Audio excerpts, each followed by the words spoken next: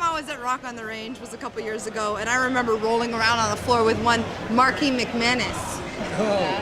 But there was Jägermeister involved.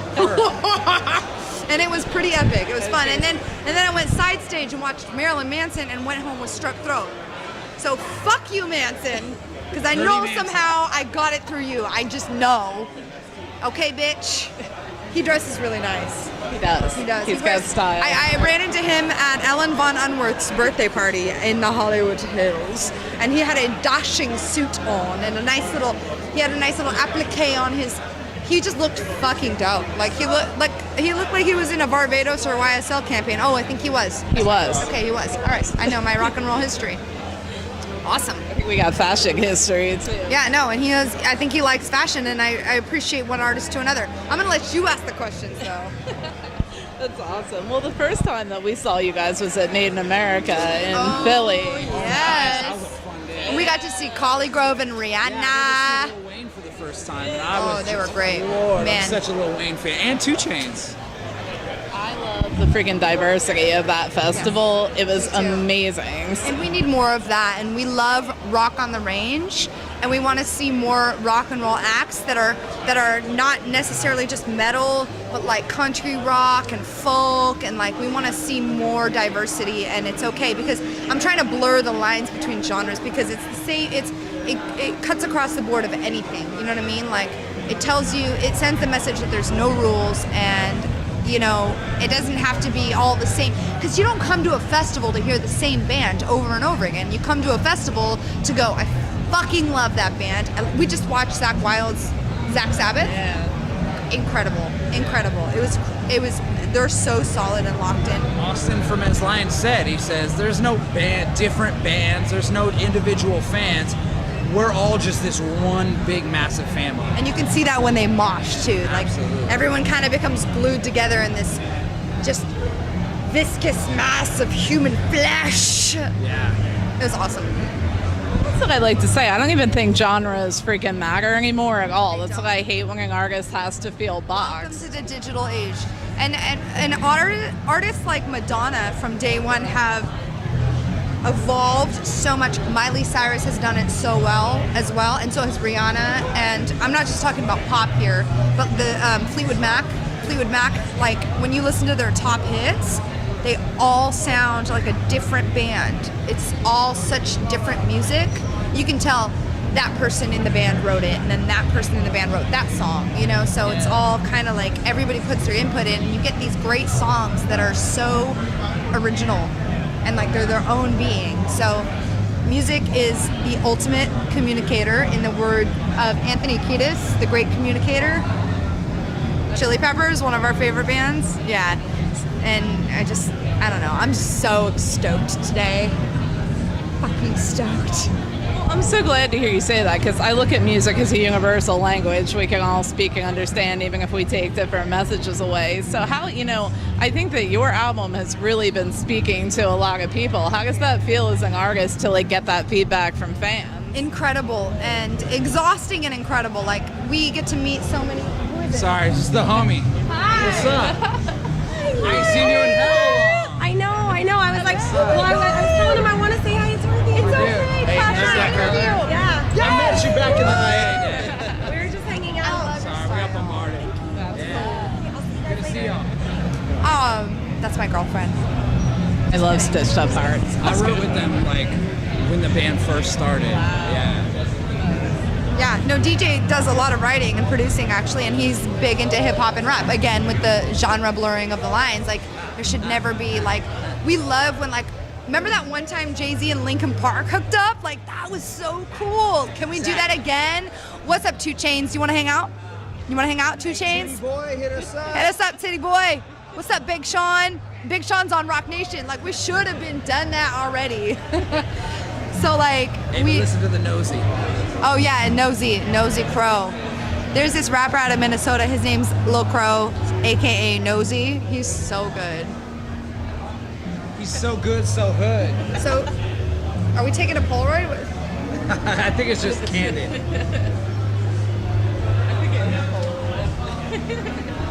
But no, I'm obsessed with Aerosmith and Sade.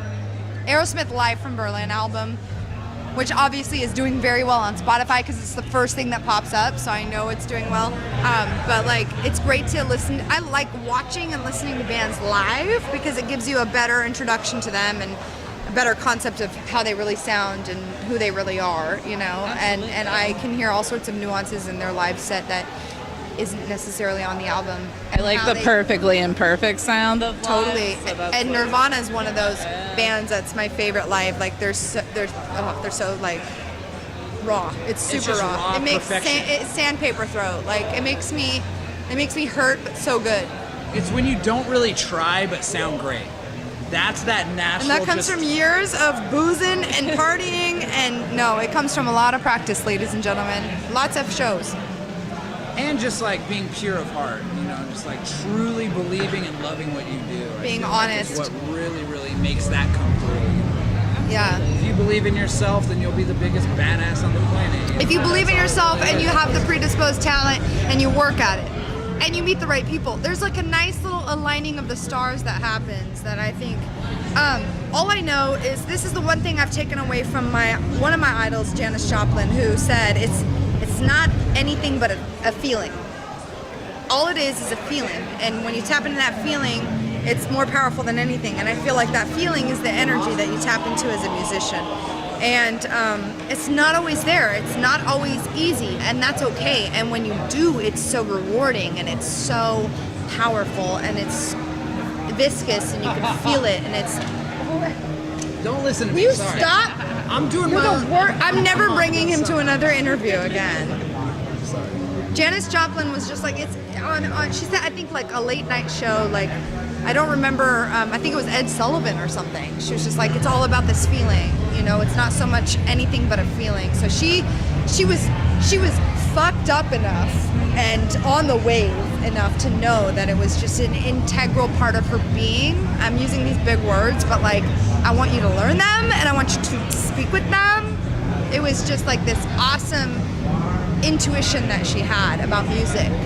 And that intuition took her skyrocketing. And unfortunately, she was such a sensitive person that she let, you know, her addictions get the best of her. But that's what happens when you're super sensitive in this world. Like, we're on this earthly platform, right? And it's just, we're bombarded with a lot of shit. So Yes, we are. we dedicated our set to Chris Cornell, who I think yet is another very sensitive artist and immaculate poet, and want to pay our respects to him. And his music really touched me when I was like 16 years old.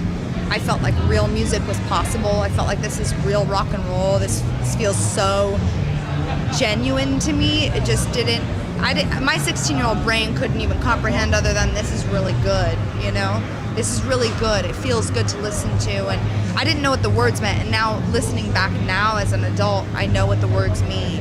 And I go, wow, he's, you know, A, in a lot of pain, and B, an amazing poet, an amazing artist. So I think that's like the anatomy of a good song, when you can listen to it at different parts of your life and you do take away something different each time. And every artist that I really look up to has said once you like release it out into the universe, it's for the people to decide what it really is. So everyone's gonna have their own interpretation. You can't control it. It's just, it is what it is.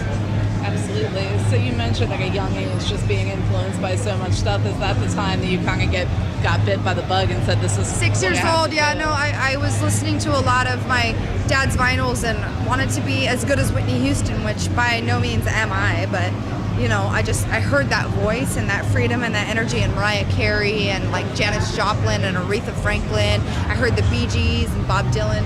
Nicki Minaj. Nicki Minaj is actually insanely fucking talented and I love her. She's a badass. No. He said it, Nikki, not me. Not me. She's like, I know I got a big ass. I put it there. I got Have it. you seen Barbershop 5 or whatever? Yeah, I don't think she's afraid to admit She's that. not, no, So she's cool with she it. embraces it. She embraces it. But yeah, I knew I wanted to be a singer, and like, you know, I didn't really discover writing until my later teens. And I think a good writer comes from a lot of life experience and a lot of like going through it, you know, because it's a form of therapy and we use it as a form of therapy. So you can't have one without the other. Absolutely. So what does the rest of 2017 look like for you guys? I'm sure Moondance Jam, Moondance Jam with Dance Jam, Hailstorm. New record. New record. No Hailstorm. Yes, we're doing a Don't show with. tease people. We're doing a show with Hailstorm. Oh, you made it sound like we're touring. No, we're playing a festival with them, and I think it's Moondance Jam. Oh. Quote me if I'm wrong. It's fine. It's okay. Blow up. Hello. Don't quote me. I ain't said shit. But they gave me way too much Jameson. This is what happened last time.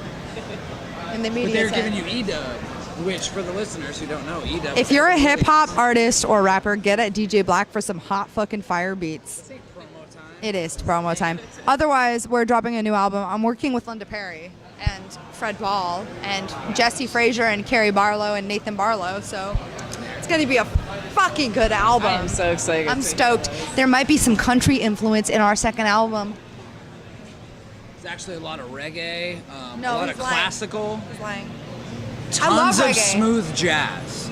Like there's songs Easy that listening. go for 12 minutes where Dorothy doesn't even sing. Is it like elevator stuff? Yeah. Blast at the top. Loving an elevator, living it up when I'm going down. Loving an elevator, living it up when I hit the ground. In the air, one more time, in the air. You really did. You're so gross. Put your hand on You're my mouth. fired. Just spat in You're your so hand. disgusting.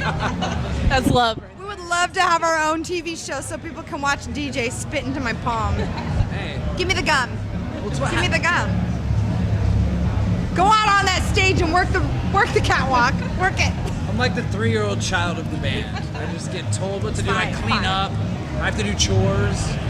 It's 5. There's band Fucking chores. 5 years old. Okay, well, I'm sorry if we were too drunk for your interview. We're not. I love it. It's all good. It's all good. I want to thank you guys so much for joining me. Thank you.